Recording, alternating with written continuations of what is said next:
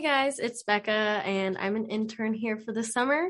And I'm here with Whitney today, and I just have a few questions for her about the TEFL industry. Hey, Whitney. Hey, Becca. All right, so we're on to our third installment here. She's doing great, isn't she, guys? Thank you. Yes. You know us teachers, we always have projects. Mm-hmm. We always have projects. So this is one of Becca's projects. Yes. And she's doing a great job. Well, thank you. We'll give Becca some props for this. Working hard. Alrighty. To start off, I know this is kind of a bigger question that a lot of people have going into like getting their TEFL certification. So what are the stable job choices that come with, the TEFL industry? Yeah, that's a great question. So, people do different things. It is a very diverse industry, but we can go through some examples. So one example is the language school industry. So if you're like us and you grew up here in the States and you've had all of your education here in the US, you're probably not very familiar with the language school industry. But essentially what that is it's, tutorial classes. So students will take classes at a language school after school, like after their regular school day is over. Working professionals will take classes there after their workday is done. And both of those groups might study on the weekends as well. So in many, many countries around the world, a lot of English language learning is happening within that language school industry. So it does tend to be one of the more popular choices and definitely a stable choice because you're getting, a full-time job at a school. And really that's considered more in the adult language teaching segment of the market, which I know we haven't really covered this, Becca, but sometimes people are like, oh, so if I get my TEFL, am I going to be teaching little kids? And they, and I get that. That's kind of a logical conclusion to make. But actually, a lot of people are teaching into this kind of adult market. So maybe teenagers and up. Yeah. And so that's a big one. Some other areas that are popular would be, let's say that you do have a passion for teaching children. There are definitely people that decide to teach for like an elementary, middle, or high school overseas. So those jobs look a little different. There's less flexibility to them because you're working through that traditional school system structure. You might have other responsibilities. Like I know it's here in the States, we see that where sometimes if you're a school teacher, you might also coach a team or stay after school to help with fill in the blank activity. So that's a different type of option, but again, it can be appealing to people who maybe have a passion for younger learners. Another big one in today's world is teaching online and also freelancing. So maybe teaching private lessons, either online or in person. And I would say that, those can be stable choices once you build up your clientele. You can obviously work through an online school where they give you students, but a lot of folks also will supplement with private lessons. And we also see that, Becca, with people who are working overseas. So if you're working at a language school overseas, there's a lot of folks in that position who also take on private students here and there. So it's just a way to supplement your income, kind of diversify your skill set. We often discuss those topics on our coaching calls because it's definitely of interest to people. Yeah. So going off of that, do you have any places or ideas of where students can find these kind of jobs after completing your course?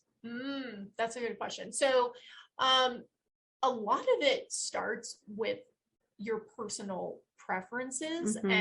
So in this industry, you can take your TEFL certification like anywhere in the world. Sure. So it really depends largely on where are you wanting to go, or are you wanting to work remote?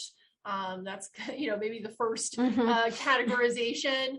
I would also say make sure that you're asking yourself what type of lifestyle you are realistically comfortable with.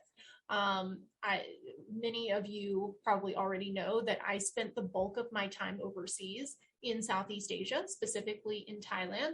And to be honest with you, I made that decision coming straight out of college. I don't know if I would make that same decision now as someone a bit older, simply because I grew up in the mountains of Western North Carolina. Oh, very different. My body does not like hot weather.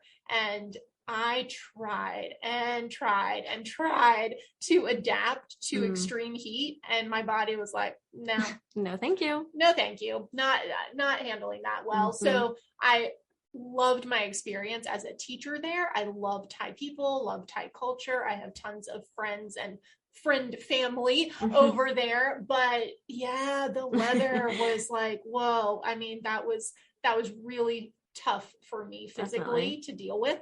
So even things that might seem trivial when you're like, I want to see the whole world. If you're going to spend a significant amount of time somewhere, you really have to think through those details if you want to, be fully satisfied with your experience. And so once you've narrowed it down and you know exactly what location you're looking for or what type of job you're looking for, then it's really easy to go on to like the local job boards for those areas. We have a job board for ourselves on Facebook. There's also a lot of private Facebook groups that are country specific. So if you're like, I want to go teach in, I don't know, what country? Where would you want to teach, Becca? Oh gosh. Oh, putting you on the spot. I know. I would love to go to like Spain. You'd love to go to Spain. Yeah. So let's say that you want to go to Spain. In that situation, Spain actually has a government sponsored program, the AUX program for short. So, if Becca was on a strategy call or if she was a participant and we were walking her through it, we would probably go through some details related to that, because if you're headed to a country that has a government sponsored program, Spain, South Korea, Japan, those are the three that come to mind, then it's great in the sense that you can go through a structured application process. And if you make it on, then you're guaranteed a spot at a school. You might not be able to, pick the details of where exactly you're going to be, but you know that you've got a spot available. So you do have those options in some countries. And then in a lot of places, it's more like, okay, I'm interested in Thailand, let's say. Then I'm going to go search for local job boards there. And I'm also going to go on Facebook and find some private Facebook groups dedicated to teaching English in Thailand, so that you can see current perspectives. Because honestly, coming out of COVID, like the world is changing constantly, it's just constantly fluctuating. So it's really valuable to hear those like feet on the streets perspectives from real teachers that are there. And obviously, if you're on a program such as ours, where you're getting a lot of personalized support, then you're able to draw from that as you're going through that job search process. So on the TEFLPros side of the equation, we are always happy to connect our participants with other participants who have either done what they want to do in the past, or people that are currently on that path with them. So maybe you didn't meet each other on the same coaching calls, you weren't there at the same time. That's not a problem. We're always happy to connect you with other folks doing similar things. Oh, that's awesome. Connections are key. So you had mentioned, coming out of college and doing this. As someone who is a rising senior, I don't have a lot of experience with, big girl jobs and full-time jobs and things like that. So someone, coming out of college, do you need experience or can you just go right into it? Yeah. I get that concern. And honestly, we hear that from folks, ranging from your age bracket all the way up through people who want to retire and use their TEFL in retirement. So I know we spoke about this on one of our other segments, but really schools are looking for three things when they hire folks in this industry. For one, they prefer you to be either a native speaker of English or a fluent non-native speaker. Number two, they want you to have a TEFL certification, right? You need to have a certification that proves your, ability to teach. And then third, in some cases, they're going to require a bachelor's degree.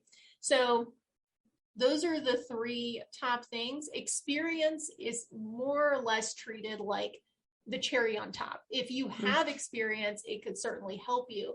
If you don't have experience, I personally don't see it as being a major hindrance because especially in a situation like the language school industry that we were discussing previously, there's a lot of turnover. So there are a lot of teachers coming in and doing a 1-year contract and then they leave. That doesn't necessarily mean that they leave the TEFL industry. Maybe they've decided to move on to a different country. Maybe they're doing a little country hopping, as we might call it.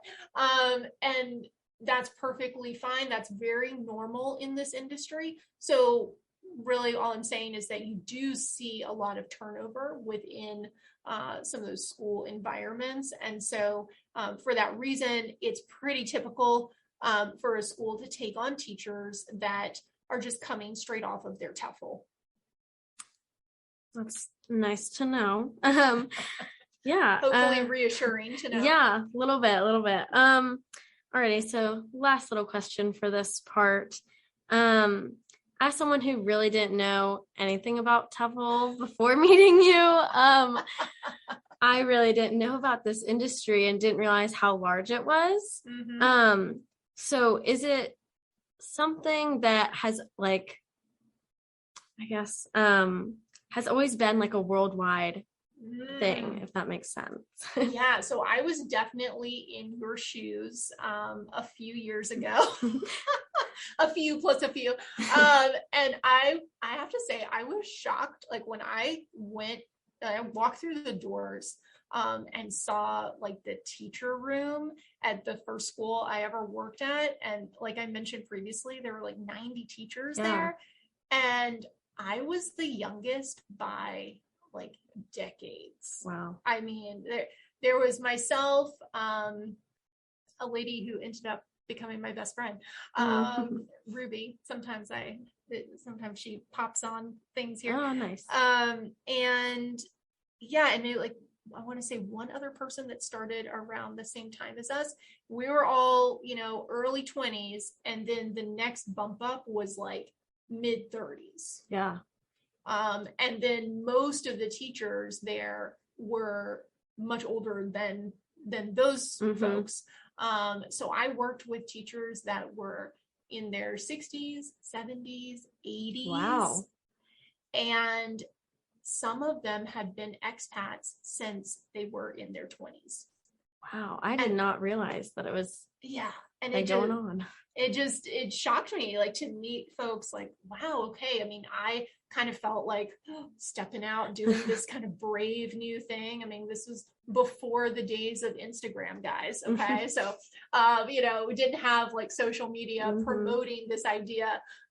In fact, I think looked at as kind of weird for getting into this. Like I'd come home on break and people are like, what are you doing again? Like, I don't understand what this girl is doing. They were constantly asking me how my Chinese was coming along. Do I like Taiwan? I mean, I got a lot of weird questions. And so it was pretty inspiring to meet people that had been doing this for decades. Definitely. Yeah. So it's definitely been around for a long time. Long time.